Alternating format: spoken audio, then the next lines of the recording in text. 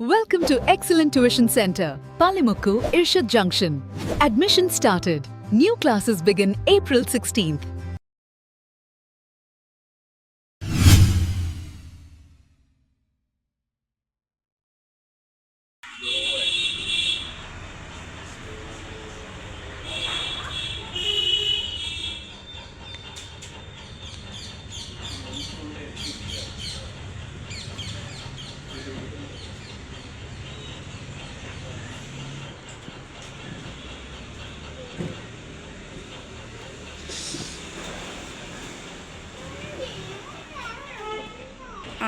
ഇരുന്നു എൻ്റെ ചിത്രം എടുക്കണ്ട, ചിത്രമൊന്നും ഇതിനകത്ത് വേണ്ട, മനസ്സിലായി. ഇനി നമുക്ക് ശബ്ദം പറയാമല്ലോ. 1 2 3 സ്റ്റാർട്ട്. എക്സലൻറ്റ് ട്യൂഷൻ സെൻറ്ററിലേക്ക് ഏവർക്കും സ്വാഗതം. ഇർഷാദ് ജംഗ്ഷൻ, പള്ളിമുക്ക്. ഈ വർഷത്തെ 2025-26 അക്കാഡമിക് ഇയറിലെ ക്ലാസ്സുകൾ ഏപ്രിൽ 16-ാം തീയതി തിങ്കളാഴ്ച രാവിലെ 10 മണിക്ക് ആരംഭിക്കുന്നു. എല്ലാവർക്കും എക്സലൻറ്റ് ട്യൂഷൻ സെൻറ്ററിലേക്ക് സ്വാഗതം. ക്ലാസ്സുകൾ ഫസ്റ്റ് സ്റ്റാൻഡേർഡ് മുതൽ SSLC വരെയുള്ള ICSE, CBSE, ISSC, Kerala syllabus തുടങ്ങിയ എല്ലാ സിലബസുകളും കൈകാര്യം ചെയ്യും. എല്ലാവർക്കും എക്സലൻറ്റ് ട്യൂഷൻ സെൻറ്ററിലേക്ക് ഒന്നുകൂടി സ്വാഗതം. നമ്മുടെ ഇന്നത്തെ ടോപ്പിക്ക് ഇംഗ്ലീഷ് ഗ്രാമർ വിഭാഗത്തിൽ നിന്നുള്ള ആർട്ടിക്കിൾ എന്ന ഒരു സബ്ജക്റ്റാണ് നമ്മൾ ഇവിടെ ചർച്ച ചെയ്യുന്നത്. ഇതിലേക്ക് എല്ലാവരുടെയും ശ്രദ്ധ ക്ഷണിക്കുന്നു. ആർട്ടിക്കിൾ എന്ന ടോപ്പിക്ക് പറയുന്നതിന് മുമ്പ് എന്താണ് ഭാഷയുടെ ഉത്ഭവം, അതിൻ്റെ വളർച്ച, അതിൽ മലയാള ഭാഷയുടെ ഉത്ഭവം, അതുപോലെ ഇംഗ്ലീഷ് ഗ്രാമർ പഠിക്കുമ്പോൾ മലയാളത്തിൽ കൂടെ എങ്ങനെ ഇംഗ്ലീഷ് പഠിക്കാം എന്നുള്ള കാര്യങ്ങളും ഇവിടെ ചർച്ചയ്ക്ക് വിധേയമാണ്. ഇംഗ്ലീഷിൽ ആർട്ടിക്കിൾ എന്ന ഒരു ടോപ്പിക്ക് പറയുകയാണെങ്കിൽ ആർട്ടിക്കിൾ എന്നതിൻ്റെ മലയാള പരിഭാഷ പറഞ്ഞാൽ നിശ്ചിത വിവേചക ഭേദകമെന്നോ അല്ലെങ്കിൽ വിശേഷണം എന്നോ പറയാവുന്നത്. ഭേദകമെന്നോ വിശേഷണമെന്നോ വിവേചക ഭേദകമെന്നോ അതല്ലെങ്കിൽ ഉപപദം എന്നോ വേണമെങ്കിൽ പറയാം. ആർട്ടിക്കിൾ 2 വിധമാണുള്ളത്. ഡെഫിനിറ്റ് ആർട്ടിക്കിൾ ബി എന്നും ഇൻഡെഫിനിറ്റ് ആർട്ടിക്കിൾ എ ആൻ എന്നുമാണ്. അതിനു മുമ്പായി നമ്മുടെ ഭാഷയെക്കുറിച്ച് 1-2 കാര്യങ്ങൾ പറഞ്ഞിട്ടുള്ളത്. ഭാഷ എന്നത് ആശയവിനിമയ ഉപാധിയാണ്. എന്നാൽ ഭാഷ തെറ്റുകൂടാതെ ഉപയോഗിക്കണമെങ്കിൽ വ്യാകരണം അനിവാര്യമാണ്. ഭാഷയെ ശരിയായി ഉപയോഗിക്കാനുള്ള നിയമങ്ങളെ പ്രതിപാദിക്കുന്ന ശാസ്ത്രമാണ് ഭാഷ എന്നതുകൊണ്ട്, വ്യാകരണം എന്നതുകൊണ്ട് ഉദ്ദേശിക്കുന്നത്. വ്യാകരണത്തിൻ്റെ ഭാഗമായി പഠിക്കുമ്പോൾ വ്യാകരണത്തിൽ ഉൾപ്പെട്ടു വരുന്ന ലിപി, വർണ്ണം, അക്ഷരങ്ങൾ, പദം, വാക്യം, ഇങ്ങനെ ഭാഷയിലേക്ക് കടന്നു വരുന്ന പ്രധാനപ്പെട്ട ഘടകങ്ങൾ. ലിപി എന്ന് പറഞ്ഞാൽ അർത്ഥം വര അല്ലെങ്കിൽ അടയാളം. വര ഏതെങ്കിലും തരത്തിലുള്ള വരകളോ അടയാളങ്ങളോ രേഖപ്പെടുത്തലുകളോ കൊണ്ട് ലിപിയെ വ്യക്തമാക്കുകയും അങ്ങനെ ആ ലിപികളെ വർണ്ണങ്ങളായി മാറ്റുകയും ചെയ്യും. വർണ്ണം എന്ന് പറഞ്ഞാൽ ശബ്ദത്തിൻ്റെ ഏറ്റവും ചെറിയ ധ്വനിയെയാണ് വർണ്ണം എന്നതുകൊണ്ട്. വർണ്ണം എന്നാൽ ശബ്ദത്തിൻ്റെ ഏറ്റവും ചെറിയ ധ്വനി എന്നർത്ഥം. ലിപി എന്ന് പറയുന്നത് അടയാളം അഥവാ വര എന്നതാണ് ലിപി എന്നതുകൊണ്ട് നമ്മൾ ഉദ്ദേശിക്കുന്നത്. ഭാഷയിൽ ലിപി എന്ന് പറഞ്ഞാൽ അടയാളം അഥവാ വര എന്നാണ് ഉദ്ദേശിക്കുന്നത്. ലിപി അഥവാ അടയാളം അല്ലെങ്കിൽ വര, ഇതുകൊണ്ടാണ് വർണ്ണങ്ങൾ ഉണ്ടാകുന്നത്. വർണ്ണം എന്ന് പറഞ്ഞാൽ ശബ്ദത്തിൻ്റെ ഏറ്റവും ചെറിയ ധ്വനിയാണ്. വർണ്ണത്തിൽ നിന്നും അക്ഷരങ്ങൾ ഉണ്ടാകും. എല്ലാ സ്വരങ്ങളും സ്വരം ചേർന്ന വ്യഞ്ജന അക്ഷരങ്ങളും ഉൾപ്പെടുന്നതിനെയാണ് അക്ഷരം എന്ന് പറയുന്നത്. സ്വരാക്ഷരങ്ങൾ എന്ന് പറഞ്ഞാൽ സ്വയം ഉച്ചരിക്കുന്നത് സ്വരാക്ഷരങ്ങളെന്നും സ്വയം ഉച്ചരിക്കാൻ കഴിയാത്തവയെ വ്യഞ്ജനാക്ഷരങ്ങളെന്നും പറയും. ഒന്നുകൂടി വ്യക്തമാക്കി പറഞ്ഞാൽ സ്വതന്ത്രമായി നിൽക്കുവാൻ കഴിയാത്തവയെ, സ്വയം ഉച്ചരിക്കാൻ കഴിയാത്തവയെ വ്യഞ്ജനാക്ഷരങ്ങളെന്ന് പറയും. അക്ഷരങ്ങളിൽ നിന്നാണ് പദങ്ങൾ ഉത്ഭവിക്കുന്നത്, പദങ്ങളിൽ നിന്ന് വാക്യങ്ങളും ഉണ്ടാകും. അങ്ങനെയാണ് നമ്മുടെ ഭാഷ രൂപം കൊള്ളുന്നത്. അപ്പം നമ്മളിവിടെ പറഞ്ഞു നിർത്തിയത് ലിപി, വർണ്ണം, അക്ഷരങ്ങൾ, പദം, വാക്യം എന്നിവയെക്കുറിച്ച്. വർണ്ണത്തെയോ അക്ഷരത്തെയോ എഴുതി കാണിക്കാൻ ഉപയോഗിക്കുന്ന വരയ്ക്ക് അല്ലെങ്കിൽ അടയാളത്തിനാണ് ലിപി എന്ന് നമ്മൾ പറഞ്ഞു. വർണ്ണം എന്ന് പറഞ്ഞാൽ ശബ്ദത്തിൻ്റെ ഏറ്റവും ചെറിയ ധ്വനിയാണ് വർണ്ണം എന്നതുകൊണ്ട് ഉദ്ദേശിക്കുന്നത്. വർണ്ണത്തിൽ നിന്നും അക്ഷരങ്ങൾ രൂപം കൊള്ളുന്നു. അക്ഷരങ്ങൾ എന്ന് പറഞ്ഞാൽ എല്ലാ സ്വരങ്ങളും സ്വരം ചേർന്ന വ്യഞ്ജനങ്ങളും ഉൾപ്പെടുന്നവയാണ്. സ്വയം ഉച്ചരിക്കുന്ന അക്ഷരങ്ങളെയാണ് സ്വരാക്ഷരങ്ങൾ എന്ന് പറയുന്നത്. സ്വയം ഉച്ചരിക്കാൻ കഴിയാത്ത അക്ഷരങ്ങളെ എന്ത് പറയുന്നു? വ്യഞ്ജനാക്ഷരങ്ങളെന്ന് പറയുന്നു. സ്വയം ഉച്ചരിക്കാൻ കഴിയാത്തവയെ വ്യഞ്ജനാക്ഷരങ്ങളെന്ന് പറയുന്നു. ഇപ്പോൾ ഇംഗ്ലീഷ് ഭാഷയിൽ സ്വരാക്ഷരങ്ങൾ എന്നതുകൊണ്ട് ഉദ്ദേശിക്കുന്നത് A, E, I, O, U എന്നിവയാണ്. എന്നീ 5 അക്ഷരങ്ങളാണ് സ്വരാക്ഷരങ്ങൾ എന്നതുകൊണ്ട് ഉദ്ദേശിക്കുന്നത്. വ്യഞ്ജനാക്ഷരങ്ങൾ A, E, I, O, U ഉൾപ്പെടാത്ത 21 അക്ഷരങ്ങളെ നമ്മൾ വ്യഞ്ജനാക്ഷരങ്ങൾ എന്നതുകൊണ്ട് ഉദ്ദേശിക്കുന്നു. വ്യഞ്ജനാക്ഷരങ്ങൾ എന്നതുകൊണ്ട് ഉദ്ദേശിക്കുന്നു.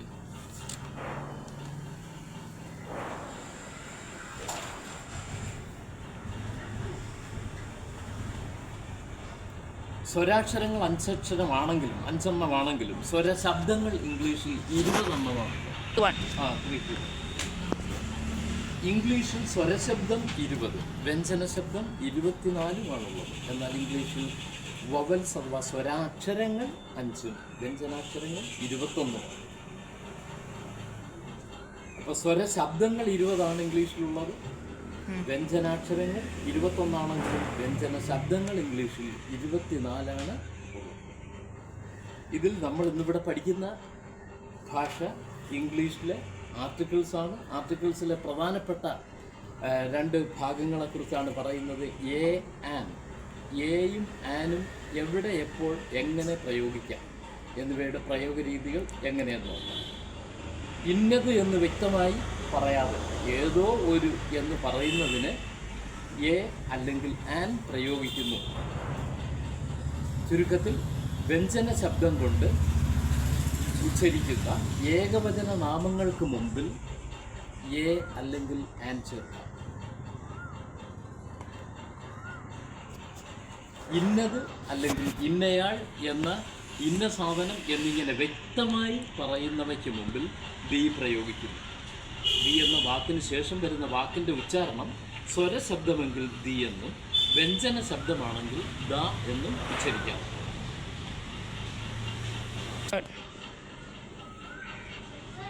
മലയാള ഭാഷയിൽ സ്വരാക്ഷരങ്ങൾ 15 എണ്ണമാണുള്ളത്. സ്വയം ഉച്ചരിക്കാൻ കഴിയുന്നവയെ സ്വരാക്ഷരങ്ങളെന്നും സ്വയം ഉച്ചരിക്കാൻ കഴിയാത്ത അക്ഷരങ്ങളെ വ്യഞ്ജനാക്ഷരങ്ങളെന്നും പറയും. മലയാളത്തിലെ സ്വരാക്ഷരങ്ങളെന്ന് പറയുന്ന ആ മുതൽ അം വരെ ഉള്ള അക്ഷരങ്ങൾ കൊണ്ട് ഉച്ചരിക്കുന്ന പദങ്ങൾക്ക് മുമ്പ് ആ മുതൽ അം വരെയുള്ള അക്ഷരങ്ങൾ കൊണ്ട് ഉച്ചരിക്കുന്ന ഇംഗ്ലീഷ് പദങ്ങൾക്ക് മുമ്പിൽ ആൻ ഉപയോഗിക്കാറുണ്ട്. എന്നാൽ അതിലൊരു കണ്ടീഷനുള്ളത് എർത്ത്, ഒള്ളി എന്നീ പദങ്ങൾക്ക് മുമ്പിൽ ദി എന്ന പദമാണ് ചേർത്തത്. ഓഷൻ, ഒള്ളി, എർത്ത് എന്നീ പദങ്ങൾക്ക് മുമ്പാകെ അത് സ്വരം കൊണ്ട് ഉച്ചരിക്കുന്നതാണെങ്കിലും ശരി അവയ്ക്ക് മുമ്പിൽ ദി എന്ന് ചേർക്കുന്നു. എന്നാൽ മറ്റുള്ളവയ്ക്ക് മുമ്പിൽ ആൻ എന്നാണ് ചേർക്കുന്നത്. ആ മലയാളത്തിലെ ആ മുതൽ അം വരെയുള്ള അക്ഷരങ്ങൾ കൊണ്ട് ഉച്ചരിക്കുന്ന ഇംഗ്ലീഷ് പദങ്ങൾക്ക് മുമ്പിൽ ആൻ ചേർക്കുന്നു. അതിലൊരു കണ്ടീഷനുള്ളത് എർത്ത്, ഓഷൻ, ഒള്ളി എന്നീ പദങ്ങൾക്ക് മുമ്പിൽ അത് സ്വരം കൊണ്ട് ഉച്ചരിക്കുന്നതാണെങ്കിലും ശരി അവയ്ക്ക് മുമ്പിൽ ആൻ ചേർക്കുന്നില്ല, പകരം ദി ആണ് ചേർക്കുന്നത്.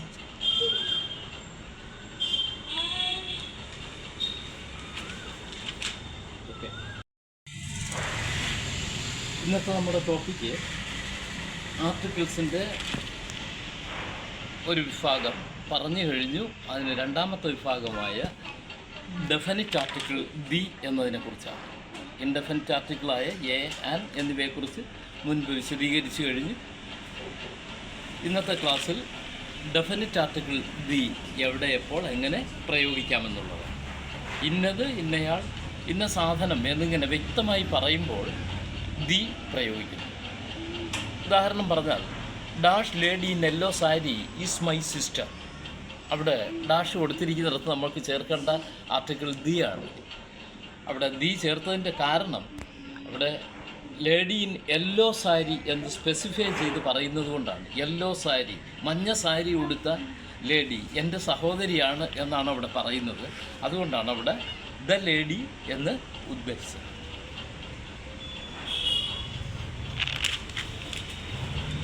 ചില ചുരുക്കെഴുത്തുകൾക്ക് മുമ്പിൽ നമ്മൾ ആൻ പ്രയോഗിക്കും, എന്നാൽ ചില ചുരുക്കെഴുത്തുകൾക്ക് മുമ്പിൽ എ പ്രയോഗിക്കും.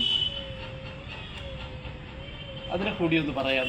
ഡി പറയുന്നതിന് മുമ്പായിട്ട്, ആർട്ടിക്കിൾ ഡി പറയുന്നതിന് മുമ്പായിട്ട് കഴിഞ്ഞ ക്ലാസ്സിൽ പറഞ്ഞു നിർത്തിയ ഇൻഡെഫിനിറ്റ് ആർട്ടിക്കിളായ എ, ആൻ എന്നിവയ്ക്ക് മുമ്പിൽ ചില ചുരുക്കെഴുത്തുകൾക്ക് മുമ്പിൽ ആൻ പ്രയോഗിക്കുന്നു. ഉദാഹരണം, an FIR.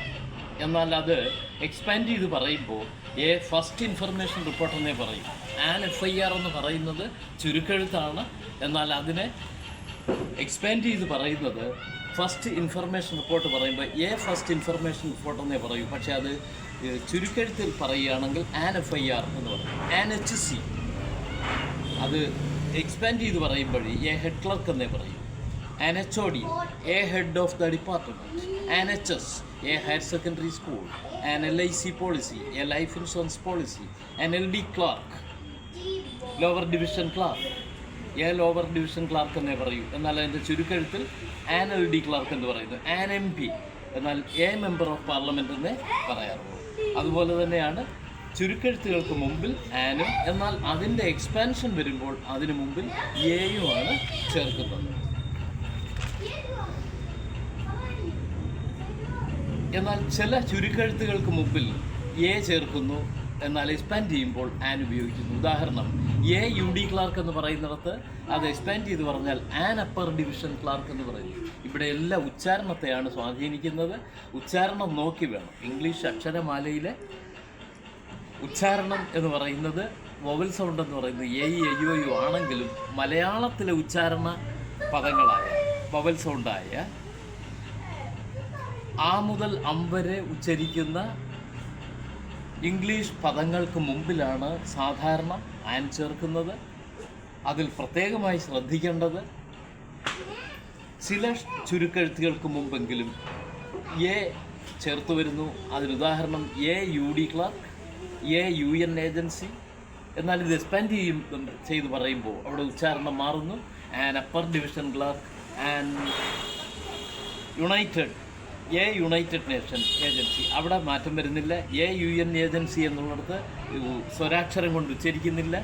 A United Nations എന്നതുകൊണ്ട് തന്നെയാണ് ഉച്ചാരണം വരുന്നത്. അതുകൊണ്ട് അവിടെ എ തന്നെ ചേർക്കുന്നു. An X-ray a xylophone. An Xmas card a Christmas card. അപ്പം ഇത്തരത്തിൽ ചുരുക്കെഴുത്തുകൾക്ക് മുമ്പിൽ ഭൂരിഭാഗവും എഴുതുന്നത് ആൻ തന്നെയാണ്. An RDO, an SI, an SCST, an NCC, an NRI, an MLA, an MP, an LD clerk. ഇതെല്ലാം ചുരുക്കെഴുത്തിന് മുമ്പിലാണ്. എന്നാൽ ഇത് എക്സ്പാൻഡ് ചെയ്ത് വരുമ്പോൾ അവിടെ എല്ലാം പറയുന്നത് എ എന്ന് തന്നെയാണ്.